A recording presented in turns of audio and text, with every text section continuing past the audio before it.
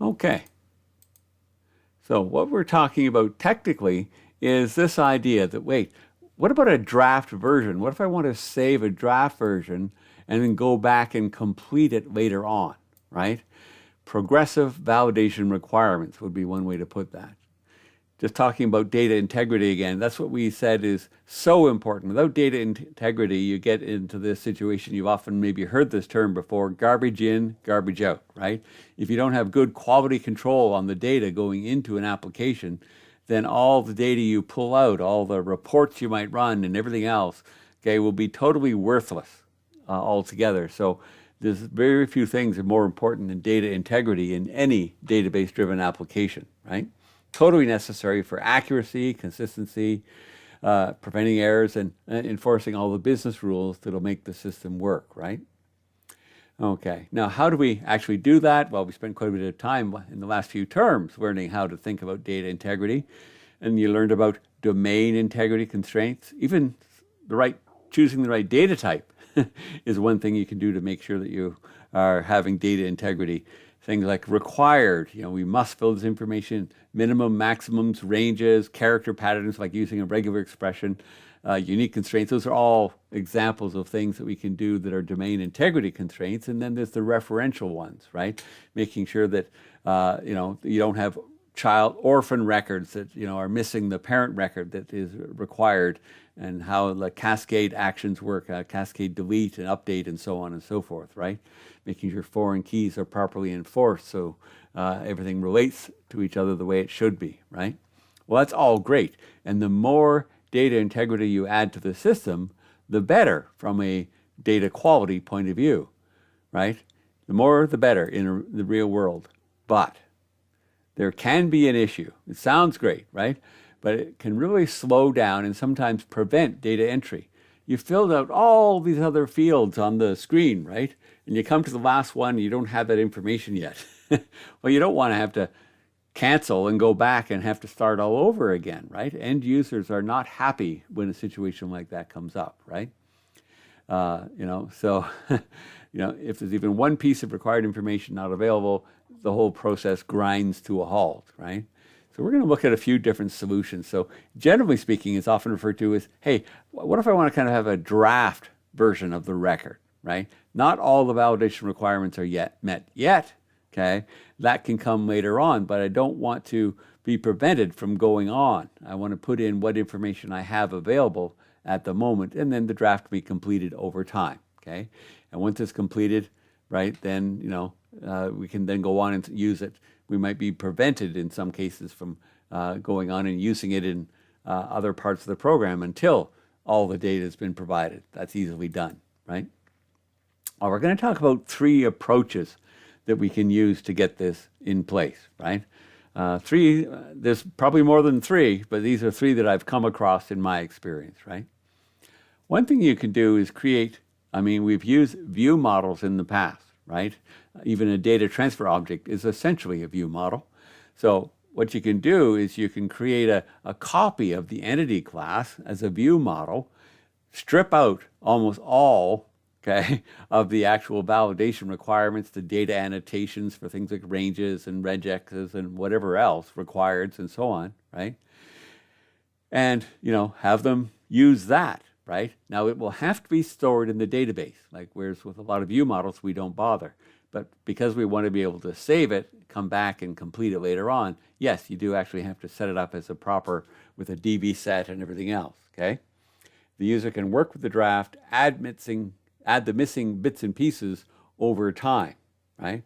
And once it's been completed, we can then take our draft view model, confirm that it's actually valid by mapping the data over into the actual entity object and saving it to the database, right? So all the referential and domain integrity constraints that are in place on the entity object will get applied, okay? You can even manually do your own checks for validity first before you even go to the bother of mapping the data over into the actual entity object, but that's entirely up to you. The point is that in the end, all the integrity put in place for the entity object will actually be reinforced that way, right? And if you succeed, great. You've copied everything over. You just delete the draft record and go on, okay? So this is one approach, and you end up doing a lot of the same kind of mapping that we've been doing with DTOs, like copying over first name to first name and last name to last name and all that kind of stuff. So it's really not difficult, okay? It's a reliable approach, but it can be a lot of extra work to get set up. So we do have two other approaches to discuss, right?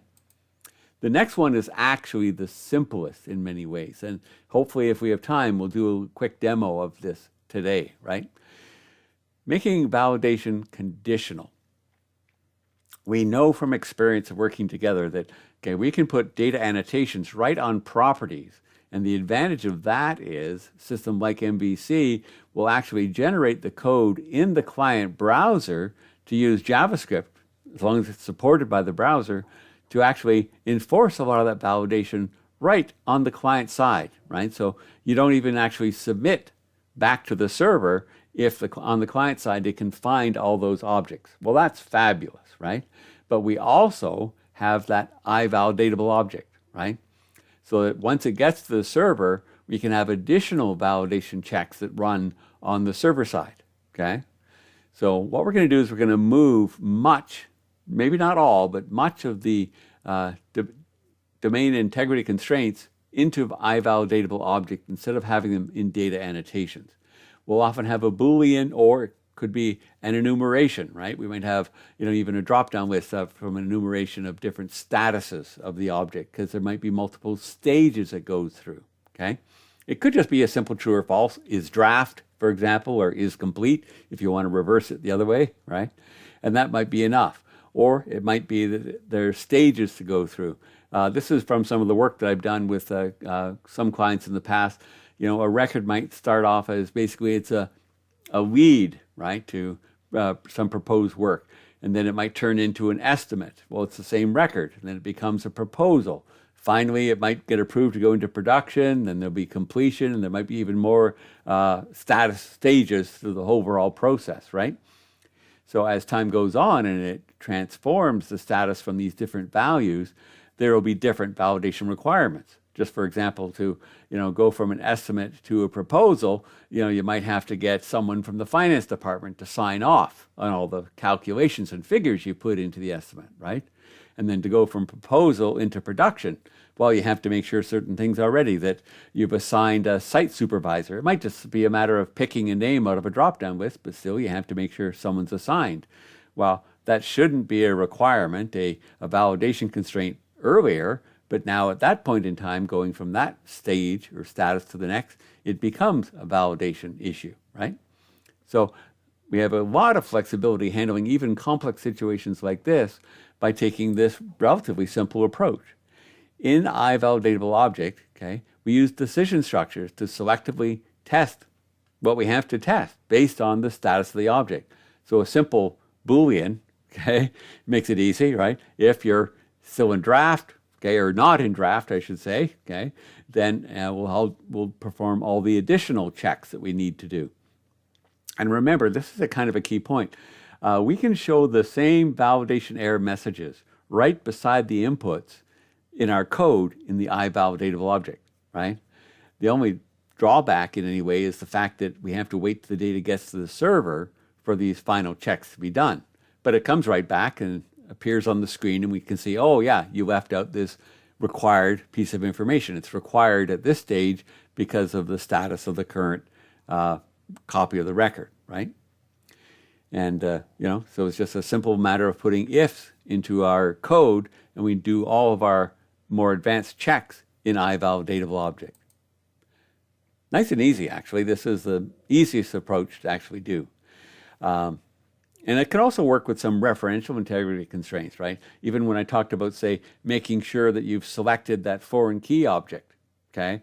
You picked a name to who's going to be that site supervisor as this goes into production, that type of thing. Well, that's technically a foreign key constraint, but we'll only enforce it depending on the status, if it's going to the production status, for example. So, easiest to do, a lot of advantages. The only thing that's a negative in a way is you don't always get as much immediate feedback in client-side validation.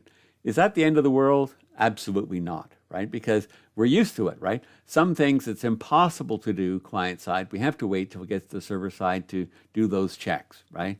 So that's fine. We can live with that, and that's often a good way to do it. Any questions about this approach? This is the demo we'll do next. Okay, well, let's go on to number 3. What we can also do is break the entity itself up into parts, right? Now, each part can have its full set of validation requirements for this sub-part of the overall entity. The main entity contains the minimum properties that we've required. There's no point even trying to start the record if you don't provide ABC, right? Maybe just the name, right? In some cases, things like that, right? And then, as time goes on, you want to complete it to more and more. Basically, you instantiate these child objects, which are a part of the overall entity, and then each of them has their validation requirements, and then you get to include them when you have them complete, right? Okay, so we start off with validation in place for all the required information in the main entity. Each of these child objects or parts will have its own groups of properties that need to be completed at the same time, right? So, having one doesn't make sense. But if you got a collection of inputs that all need to be filled out at the same time, then this works very well in a situation like that, right? Now, just be aware how we configure these child objects or parts, right? Basically, it's just configured using a 1 to 0, I'll emphasize that, 1 to 0 or 1 relationship. If you're not sure how to do that, thank goodness you still have a copy of my PowerPoint on POCO, plain old CLR objects, and how to set up all these different relationships, right?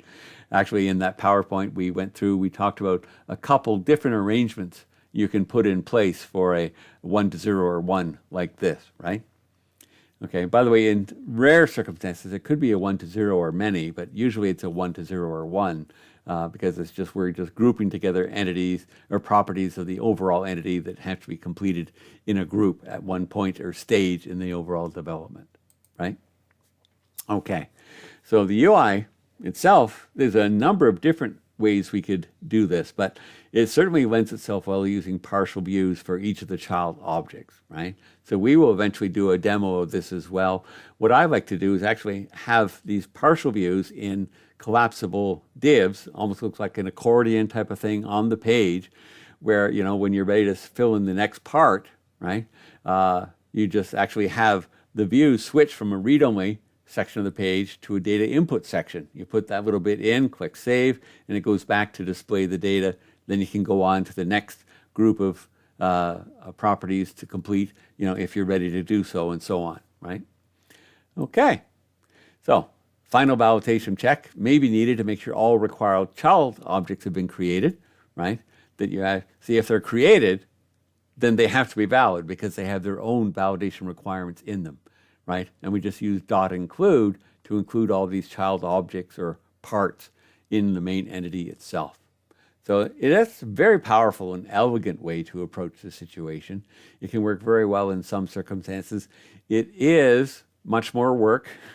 The second one was definitely the easiest. This is a lot more work, but it does give a very effective user interface, right? And you might find that the client is exceptionally happy with the UI when you do it this way for them. So they might be very, very happy with that, right? Now, just note that once again, we have the possibility of immediate feedback, client-side validation, right? So if we've loaded with a partial view one of these child objects, one of these entity parts into a partial view, while it has all the validation there, it can be run locally before you actually submit back. So it's kind of the best of all worlds in some respects. All right.